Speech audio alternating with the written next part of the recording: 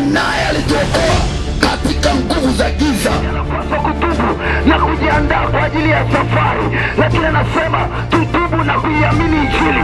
Nyakati tulizo nazo ni nyakati za mwisho, sio nyakati tena za kuendelea kuloga, sio nyakati tena za kuendelea kukaa pasipo kumtafuta Bwana. Ni nyakati za mwisho. Kila mmoja lazima utubu na kuiamini Injili. Usipofanya hivyo, wewe mwenyewe huna ufahamu, huwezi kuelewa neno liko.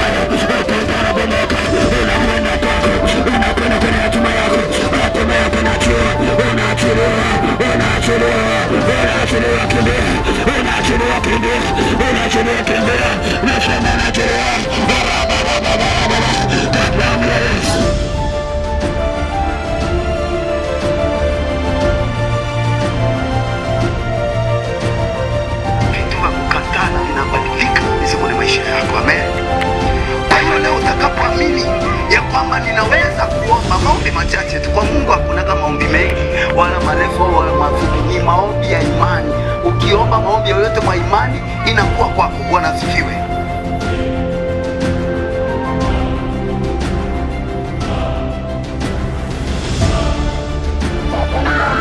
Kwa damu ya Yesu aliyerisiswa maroho, kwa damu ya Yesu asayo maroho watatolewa kama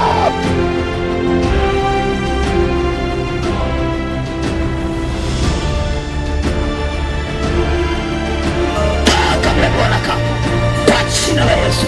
Nguvu za giza sio mali yenu. Kachawi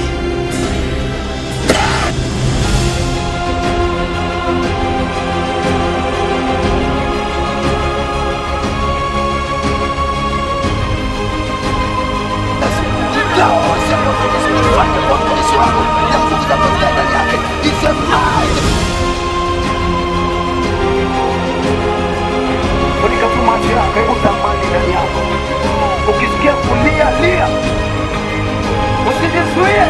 Yamkini ulikuwa unamtumikia Mungu ukiwa shuleni, lakini leo